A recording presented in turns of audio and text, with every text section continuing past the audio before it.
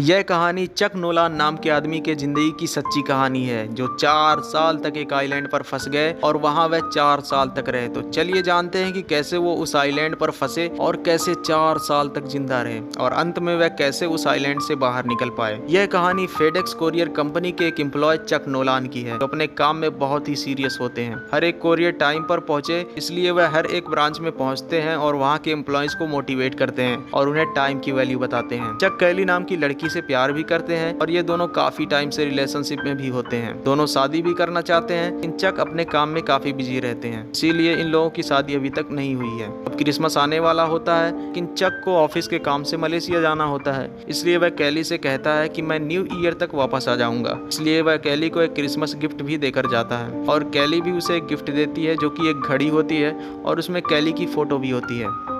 इसके बाद चक मलेशिया के लिए निकल जाता है और जब उसका प्लेन पैसिफिक ओशन के ऊपर से उड़ रहा होता है, भी वहाँ पर बहुत तेज तूफान आ जाता है और उस तूफान में प्लेन संभल नहीं पाता और क्रैश हो जाता है। यह प्लेन फेडेक्स कंपनी का प्राइवेट प्लेन होता है, जिसमें सिर्फ और सिर्फ 4 लोग होते हैं। बाकी प्लेन में पार्सल और सामान होते हैं। इन लोगों की मौत तो प्लेन क्रैश में ही हो जाती है। अकेला चक ही बचता है, जो कि एयर बोट में बैठ जाता है और समुंदर के सहारे से किनारे पर आ जाता है। सुबह में जब उसकी आंख खुलती है तो अपने आप को एक टापू पर पाता है। टापू पर चारों ओर देखता है, लेकिन उसे वहां पर कोई भी नहीं मिलता है। टापू पर नारियल के पेड़ और पहाड़ होते हैं, लेकिन उस टापू पर कोई भी इंसान नहीं दिखता। के बाद वह रेत पर बड़े बड़े अक्षरों में हेल्प लिख देता है, ऊपर से अगर कोई प्लेन उड़े तो उसकी नज़र उस पर पड़ जाए। बाद रात को चक सो जाता है। फिर सुबह जब उसकी आंख खुलती है तो वह देखता है कि जो उसने रेत पर जो हेल्प लिखा था, पानी की लहरों से मिट चुका है। इसके बाद भी चक हार नहीं मानता और वह बड़े बड़े लकड़ी के टुकड़ों से हेल्प लिखने की कोशिश करता है, कि वह जानता है कि उसे ढूंढने के लिए कोई ना कोई तो जरूर आएगा।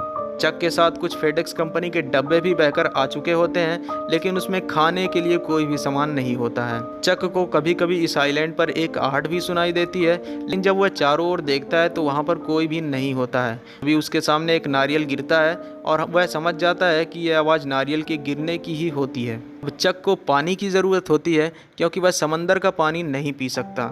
इसलिए वह बहुत सारे कच्चे नारियल को इकट्ठा करने लगता है, लेकिन नारियल को तोड़ना इतना आसान नहीं होता और वह काफ़ी मशक्क़त के बाद एक नारियल में छेद करके पानी निकाल लेता है और धीरे धीरे वह नारियल से पानी पीना सीख जाता है। एक बार चक जब पानी में चल रहा होता है तो एक पत्थर उसके पैर में चुभ जाता है और उसका पैर जख्मी हो जाता है। इसके बाद चक अपनी पैंट को काट कर अपने पैरों में बांध लेता है, क्योंकि उसके सामने पहाड़ों की एक चोटी होती है और वह सोचता है कि इस चोटी पर वह एक बार जरूर जाएगा, पता लगाएगा कि आखिर वह कहाँ पर। और एक बार वह चोटी पर चढ़ जाता है तो उसे समंदर में कुछ दिखता है, जिसके बाद वह दौड़ता हुआ उसके पास जाता है और देखता है कि वहाँ पर उसी के प्लेन के एक पायलट की डेड बॉडी होती है, जिसका चक को बहुत दुख होता है और वह उसे वहीं दफना देता है। लेकिन दफनाने से पहले वह उसके जूते और उसके टार्च को अपने पास रख लेता है, क्योंकि वही उस डेड बॉडी के पास थी जो चक के काम में आ सकती थी।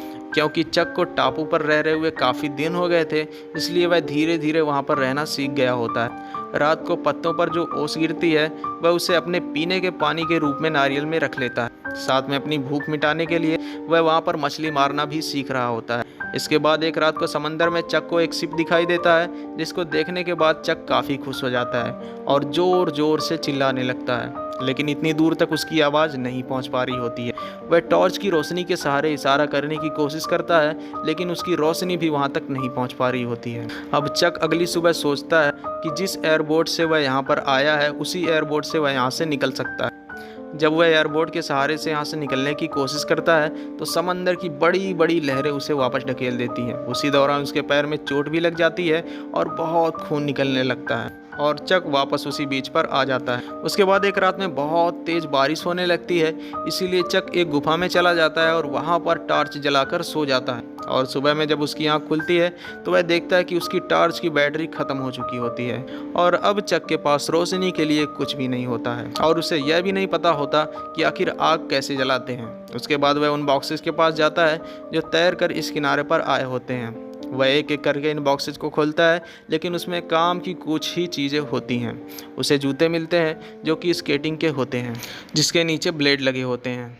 अब चक उसके ब्लेड से नारियल भी काट लेता है और चक उन जूतों का अपना हथियार बना लेता है, जिससे वह रोज नारियल काटता है और लकड़ी काटकर मछली मारने वाला एक औजार भी बना लेता है, जिसमें मछली मारने में वह कामयाब भी हो जाता है। लेकिन केकड़े और मछलियों को खाने के लिए उसे पकाना बहुत ज़रूरी होता है, इसलिए उसे आग की ज़रूरत महसूस होती है।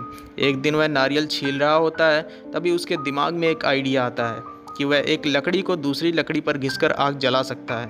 काफ़ी कोशिशें करने के बाद वह जलाने में कामयाब हो जाता है, जिससे वह बहुत खुश होता है और इस टापू पर आने के बाद पहली बार उसे इतनी खुशी महसूस होती है, क्योंकि वह अब मछलियों को पकाकर खा सकता है। इसके साथ ही उन बक्सों में एक फुटबॉल भी पड़ा होता है, जिस पर चक का ब्लड लगा होता है और वह उस ब्लड से उस फुटबॉल पर आँख, नाक और मुंह का साइन बना देता है और उससे बातें करना शुरू कर देता है। और वह उस फुटबॉल को विल्सन कहकर बुलाना शुरू कर देता है, क्योंकि उस फुटबॉल पर विल्सन लिखा होता है। इसके बाद उस टापू पर चक का एक दोस्त भी हो जाता है, लेकिन चक को एक और चीज़ तकलीफ दे रही होती है और वह होती है उसके दांतों का दर्द।